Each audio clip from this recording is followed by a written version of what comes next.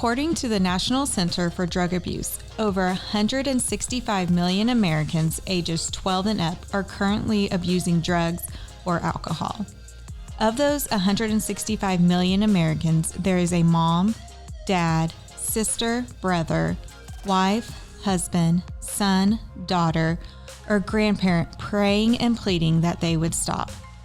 Addiction is a subject most people don't like to talk about and is kept behind closed doors.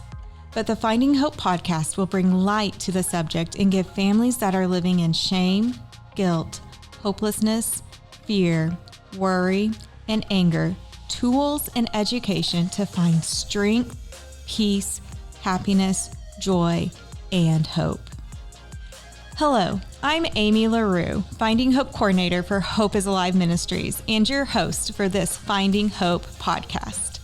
At Hope is Alive, our mission is to radically change the lives of drug addicts, alcoholics, and those who love them. We do this through our intentional next-level sober living homes and faith-based support groups for the loved ones of addicts called Finding Hope. Thank you for joining us today. This year, I'm excited to announce that registration for our 3 Finding Hope retreats is now open. Redeemed Retreats. This year's retreats are based on the verse, Psalms 56:8. You've kept track of all my wandering and my weeping. You've stored my many tears in your bottle. Not one will be lost, for they are all recorded in your book of remembrance. This year's retreats will be in Tulsa, Oklahoma, Colorado Springs, Colorado, and Lake Junaluska, North Carolina. To register or to learn more, you can go to FHretreat.com. We also have our Hope After Loss retreats open for registration, and you can learn more at HALretreat.com. But today we're just going to jump right in it because I have a very special guest with me today, Miss Lesli Baker. How are you doing, Lesli? I'm good. Good. Just tell us a little bit about yourself. I grew up in Yukon, Oklahoma. Yes. Okay. Lived there my whole life and had a little fairy tale childhood. My parents were great. We went to church, Bethany First Church. Okay. And I just had a great life. So you grew up in Yukon. You never left then, did you? Or have you always lived here? I've always lived here. Okay, because you still live there, right? Mm-hmm. Right now? Okay. And your husband, Sean, is on staff with us at Hope is Alive. Yes. And we got the honor to have him on the podcast probably a year or so ago now. So we heard his story. And just recently, you and I, we had brunch, I would say, just a few days ago, and just talking about the future of Finding Hope and how you are wanting to come alongside us and see how you can help us to grow.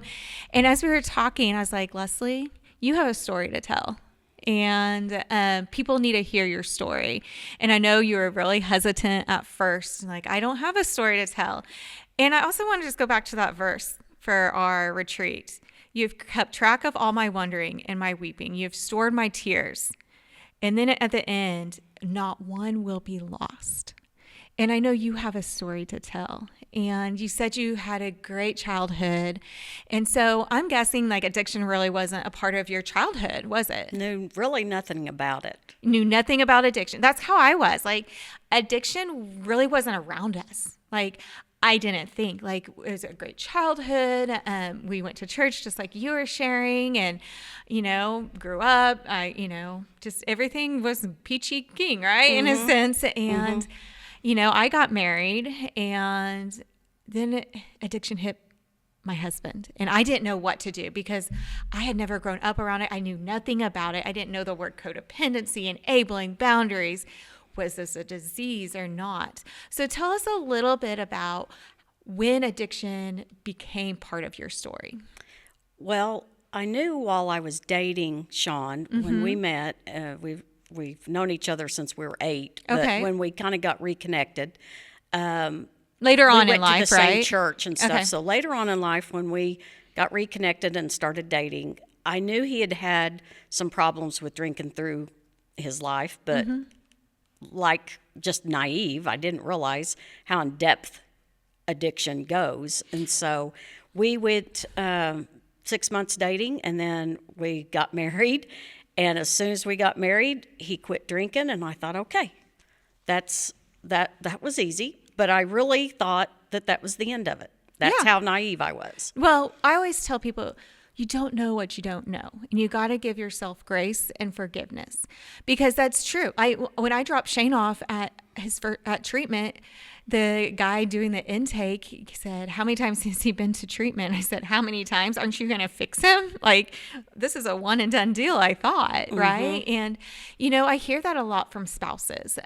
You guys got married later in life, but even those that like maybe was in college together, they would party and drink, and they would have fun, and they might drink too much, but they thought once they got a big kid job, a big grown-up job, right, they would stop drinking. But that wasn't the case. And it sounds like for you, you knew he may have had some problems prior to dating. He may have been drinking through dating. We kind of talked about this before we got on this podcast. And then you guys got married and he stopped. And you probably thought what you shared with me earlier today, like, okay, he stopped and we're done. We don't have to worry about it. Right. But that wasn't the case, was it? No. Then COVID hit. Oh. And I lost my sense of smell and taste. And he literally thought, if she can't catch me, then I wonder if I could get away with it for a while. Because you couldn't smell the alcohol. alcohol. Because I couldn't smell the alcohol, and I could smell it a mile away. Yeah. And so about a year and a half of him drinking and me completely obsessed with catching him, trying to fix him, following him, getting up in the middle of the night and going out and looking in his car to see if I could find some evidence. And you're being a detective. I was, and I was obsessed with it. It was ruining my health, trying to keep him healthy. So could I say, tell me if I'm wrong, you became addicted to trying to find it, trying to fix it, trying to find the evidence that made you just as sick. I was determined to fix this for him, and I had to catch him to say, see, you're lying to me. You're looking for evidence. Yeah. And I just spiraled. And I don't know why I let it go for so long. I mean, it was a year and a half of me doing this over and over, and him denying and lying and saying, I haven't had a drop. I wouldn't do that to you. And I just, but I couldn't smell it. So I couldn't.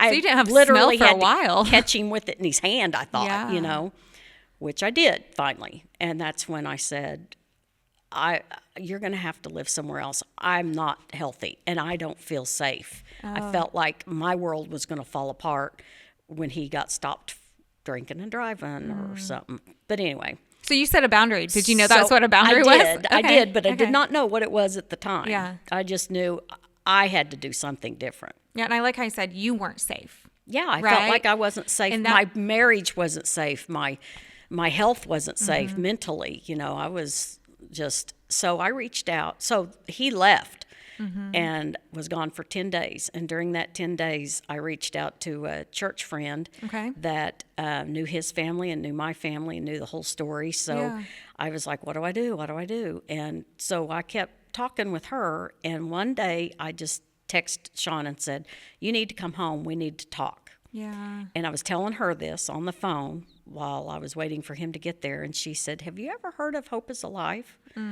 And I said, no. And so I'm Googling it and reading about it as we're talking. And so you're trying to get him to come home. You're talking to her and you're Googling all the things. That's what we do, right? We don't know how to slow down. We're just go, right? We're just trying to figure it out. Right.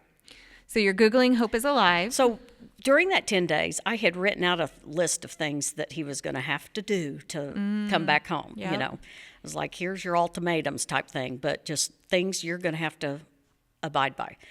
And so I said, okay, he's here. So we hung up. He walked in and I said, you've got 3 choices. You can live in your car, you can follow these rules and move back home, or you can go to HIA. And he picked up the phone right then as we were talking and started looking it up, and he's reading about it as I'm talking. And then next thing I knew, he wasn't just reading about it, he was filling out the online app. Awesome. Yeah. So you had some boundaries, it sounds like, coming home. He was gone for 10 days. I'm sure. How did you feel during those 10 days?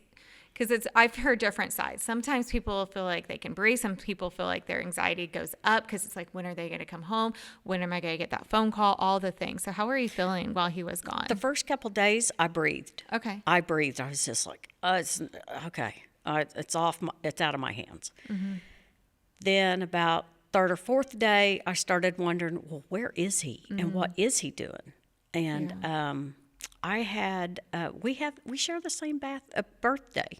Oh. Our birthday's the same day, and that's fun. I didn't know that. Yeah, same year and everything. We're exactly the same age.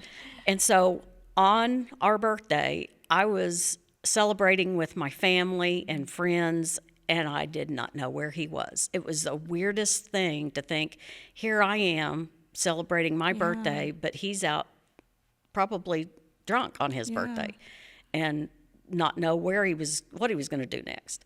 So several more days went by, and then I started feeling anxious for him, needing to, I wanted again to be his lifeline. And so that's when I reached out for him to come home, because living out of his truck or motel or whatever was not going to be the answer for him. So I was trying to still help him find the answer. Yeah. So he came to Hope is Alive. He filled out the application. He came and started working a program and all of that. So when did you, through all of this, through those 1.5 to 2 years when he was drinking to getting him into Hope is Alive, when did you find out about Finding Hope? I don't know for sure if I had seen the Finding Hope part on the website. Yeah. And then I asked him about it, and he said, that would be good. Do you some good probably to do that. I'm here learning. Maybe you can go there and learn. So I found a home base at Putnam City and a Baptist church, and I went to that. And Tanya was the leader. And man, when I walked in, they have a pretty good group. It's a pretty good sized group. It's a good tables full of people. And I just sat down, and just the person next to you starts talking, and they start the meeting, and everyone starts telling their story. And I was shocked at how you just feel warmth comes over you when you just realize you're among your people. Oh, I like that you said that. The same stories and the same feelings. And I probably learned more there just about addiction. I didn't know anything about addiction. Yeah. They had a thing one week on the brain, how the brain works, and how that becomes a disease after a while. Yeah, and we just had a podcast about that too, about the disease in the brain, and I've heard great people have been listening to it. So absolutely, that was an eye opener for me. Okay. Just realized that he's not doing it to get, I felt like he wasn't taking care of me. He wasn't doing enough to make me feel safe. Well, he wasn't thinking of that stuff. He was just listening to his brain, His brain was telling him, right? Yeah. Mm-hmm. And just learning more about the brain and how it worked and how addiction works. And then all the people in the room were, telling their stories. And I did realize there's more parents in these groups than there are spouses. And it's harder. A little different dynamic. Absolutely. So I love what you said. I'm going to back up a little bit. So you talked about how you went to Finding Hope after he was already sober, starting his sober living, which I think is very interesting. Darcy was the same way. So many people, we have a variety. Some people think once they get sober, I don't need it. But I love what you said, that you went, he was working his path of recovery. He was getting healthy and well. And here you are over here, and I can't imagine. I mean, I know how I felt. I can't say how you felt, but I want what he has almost, right? I want that community. And I don't know if it was hard for you to walk in. I know your personality probably wasn't hard, but sometimes it's hard to walk into that shame that we might feel, that guilt. Like, what are they going to think about me as a wife? That's how I felt walking in. But what you said was warmth came over you because you were with other people who understood. Right. Without judging. And that's what Finding Hope is that's why, if you're out there listening and you haven't joined a Zoom meeting or in-person meeting, we want you to feel that warmth that Lesli has felt at Finding Hope. And not just that warmth, that community, hearing the stories and connecting and learning about this addiction in the brain and the other tools that we learn, and hearing from people that have walked this path. And it is hard to walk in at first. I mean, even for me, as much as I feel like I could talk to anybody, it's hard to walk in because you're admitting, to me, I was admitting that I'm married to an alcoholic. I was admitting that I had an issue.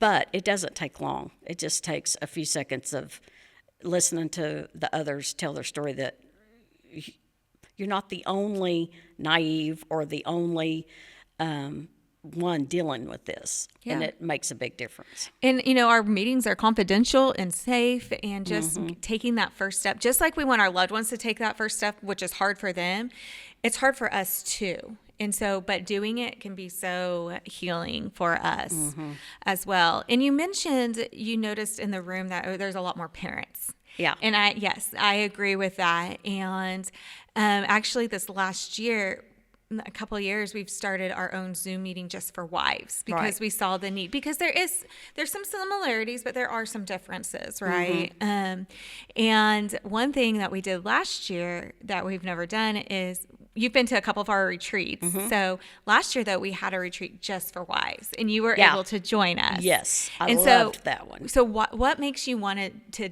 as we have these retreats coming up, but what draws you to the retreats? The retreats are, to me, it's just to get away and to feel like you're among your people. Your people. I love that. It's just, both of them, you leave that place feeling like you've made new friends. You stay kind of connected with them. You reach out to them if you want to check in on them, or just telling them how things are going.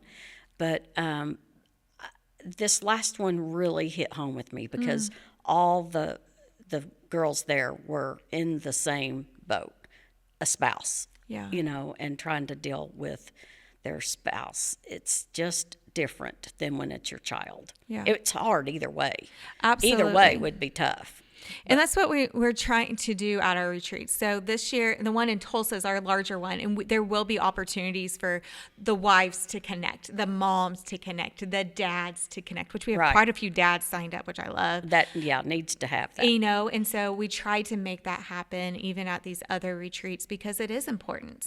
It's important to find your people. And I love what you said, like, you just left feeling filled up, and just, even if you don't remember what it said, like, sometimes I tell people the first 6 months of my Finding Hope meetings, I don't know what was said, but I was amongst people that did understand what I was walking through. And you always leave feeling filled up good. Yeah. It's a feel good thing. Yeah. Absolutely. So Lesli, if there are people out there listening, maybe another wife, like your story, I'm so grateful that you told your story, because it's a story that people need to hear. And all our stories are different, but God writes them in his perfect plan. And, maybe it was somebody that married someone that was in recovery, right? And then they've had a relapse. Like, I didn't even know what the word relapse was. I don't know if that was you. Like, what does that mean? I thought they just decided to do it or don't. And they just kind of went in and out of it. I think I won't drink for a while, and then they go back to drinking, and then they go. I didn't know actual relapse, that it just sucked them in again. Yeah. So someone out there listening, whether it's a wife or somebody else just listening, and maybe a mom, what words of encouragement could you give them? Don't wait until they go into recovery. You can go ahead and go to Finding Hope first if you need to, just to learn boundaries, to learn what you can deal with, and then hope or pray that they are going to go into recovery also. If they're already in recovery, just keep your boundaries and let them do their thing, their work with, just pray. I mean, you got to lean on God to help soothe your whole heart and your soul. Absolutely. Get connected is what I'm hearing you say. Like, yes. Get plugged in. Don't wait. And if, no matter what, if your loved one's in it or still in, in their addiction or not, get connected to a meeting. And one thing Sean shared when he was on my podcast, he shared something about he had completed the program, but he was so grateful that you had been a part of Finding Hope because you set a boundary.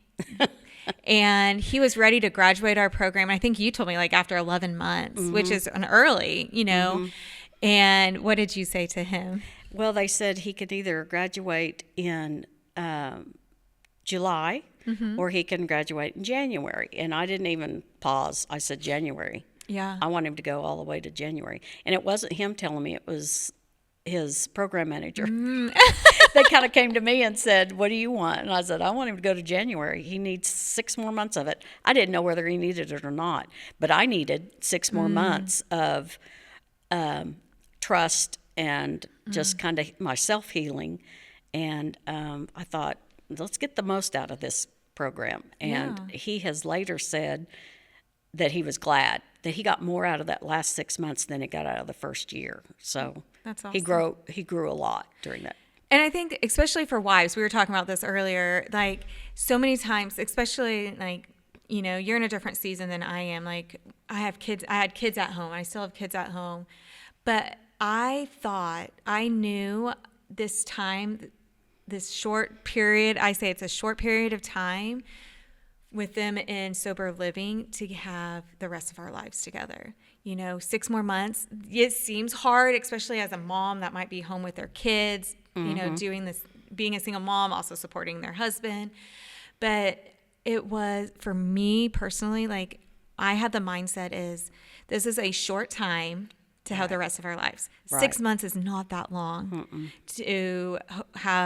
to learn more skill, the community, and just to grow in his own recovery, and for you to grow in your own recovery. I love that too. Like you needed that 6 months to continue learning at Finding Hope. And I didn't tell you this earlier. I remember going to the Christmas party at Putnam City, and you were there, and we were going around doing, our numbers or whatever.